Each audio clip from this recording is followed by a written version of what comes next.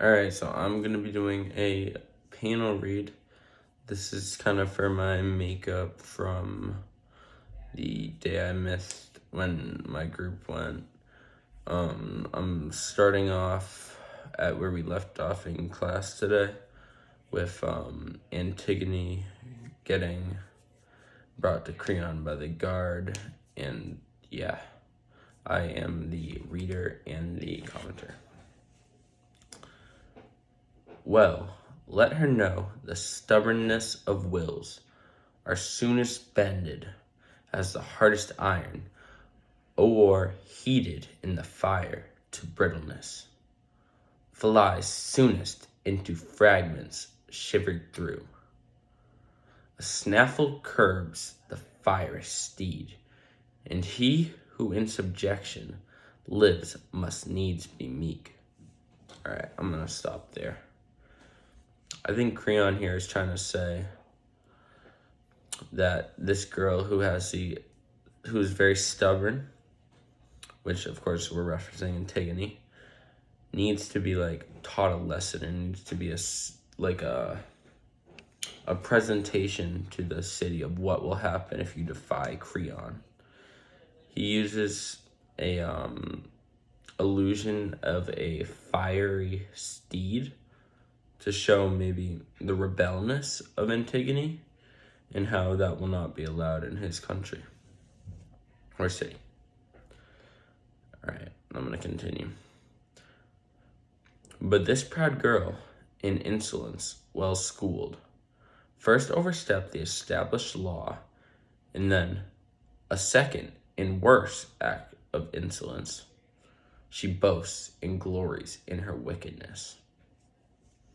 All right, so here it's kind of presented up front what it means. There's not a lot you can dive into it, but Creon is saying that the girl didn't just break the law, which would have already been very bad. She now brags about it and acts like what she did is okay and even good in some way. Creon obviously does not like this and thinks this is the biggest act of disrespect to his leadership. Not only did Antigone go against him, Antigone thinks it's okay and is telling other people about it. And then I'll continue reading. Now if she thus can flout authority, unpunished, I am woman, she the man.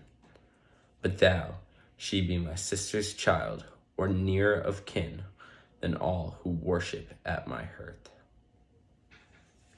So Creon here is putting down himself if he were to let this go unpunished.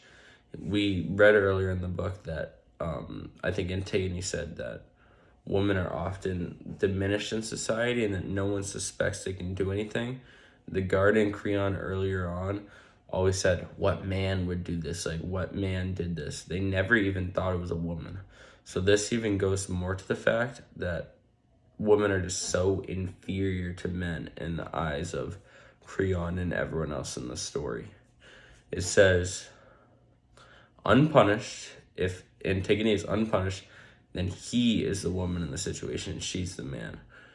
Now, we've already explained that he thinks men are superior to women, so he thinks he's cowardly in a way if he lets Antigone get away with this act. All right, I'll continue reading. Nor she nor, yet her sister shall escape the utmost penalty for both I hold, as arch conspirators of equal guilt.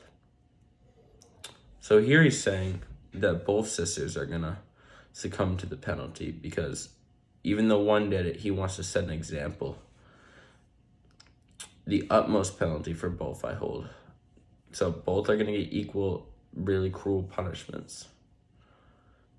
And he's saying they hold equal guilt because they are arch conspirators, which means they work together. Even though he doesn't have any evidence to believe this, he's going on to make an assumption and wants to make a statement to everyone that this will never be acceptable and that there's cruel punishment for people who go against his rule and boast about it. All right, I'm going to keep going. He says, "Bring forth the older. Even now I saw her, within the palace, frenzied and distraught. The workings of the mind discover oft. Dark deeds in darkness schemed before the act. More hateful still the miscreant who seeks when caught to make a virtue of a crime." Antigone says, "Wouldst thou do more than slay thy prisoner?" Creon goes, "Not I. Thy life is mine, and that's enough." Here he references Antigone's demeanor, saying she's in a frenzy or scared, possibly even regretting what she did. He's gonna teach her more than just, he's gonna teach her a lesson, more than just kill her. He's gonna fool around with her, maybe even punish her before she dies. He's saying, your life is mine, and that's enough to me. Antigone maybe doesn't know what she got into here because she thinks, aren't you just gonna kill me?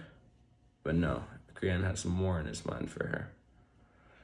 I think this is just really interesting because Antigone didn't expect this. I don't know if Antigone fully realized what she was going against in Creon here. Creon's so wanting to prove he's a worthy leader and that he isn't affected by stuff like this, that he wants to make an example out of her. Antigone then says, "Why dally then? To me no word of thine is pleasant. God forbid it ear should please. Nor am I more acceptable to thee. And yet how otherwise had I achieved a name so glorious as by burying a brother? So my townsmen all would say, were they not gagged by terror? Manifold the king's prerogatives, and not the least that all his acts and all his words are law." See, this is kind of hard to interpret for me, but from what I'm getting from it is that she's saying no matter what happens to her, it was worth it. Polynesius was unfairly not being buried, and she believes it is her duty to go against that unruly law.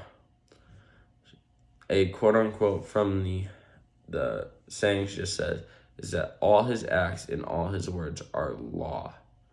So she believes even though they're law, sometimes law has to get undermined. Sometimes there's stuff greater than law. Stuff like family matters, like an unruly not burying. So that's kind of what Antigone thinks. Creon then says, "Of all these Thebans, none so deems but thou.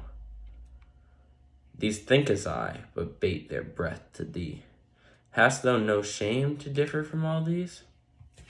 To reverence kith and kin can bring no shame. Was his dead foeman not thy kinsman too? One mother bare them in the self same sire. Why cast a slur on one by honoring one? The dead man will not bear thee out in this." Here's a kind of dialogue between Creon and Antigone. Creon's asking, why do this? Polynesius committed a crime. There's a reason he's not getting buried. Antigone's saying that no matter what crime, everyone deserves a burial. The mother bared them in the self same sire. So Creon's kind of confused by the fact she would do this because, I mean, obviously Polynesius wasn't a perfect person, but to Antigone, this is more of just based off or past the face value. This is the act of an unfairness in needing to avenge a family member who's getting an unruly fate.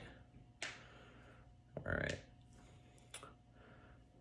"Surely, if good and evil fare alive, the slain man was no villain, but a brother. The patriot perished by the outlaw's brand. Nathless, the realms below these rights require, not that the base should fare as do the braves. Who knows if this world's crimes are virtues there? Not even death can make a foe a friend." Antigone stating that the slain man was no villain to her, that he was her brother, and that That's very important to her, and that's why she did what she did. While Creon states, not even death should take away from the fact of what he did. What he did was a horrible crime, and it shouldn't go away from that. Antigone and Creon throughout this obviously have a disagreement. Antigone's trying to avenge her brother, while Creon's trying to maintain a view to the public that he's powerful and you can't undermine what he does, and that he's a dictator. While Antigone's trying to rebel against this. That's my panel read. I hope you enjoyed. It was a little hard to be both the commentator and reader at the same time. I couldn't really get someone to do it with me, but I hope it was good enough.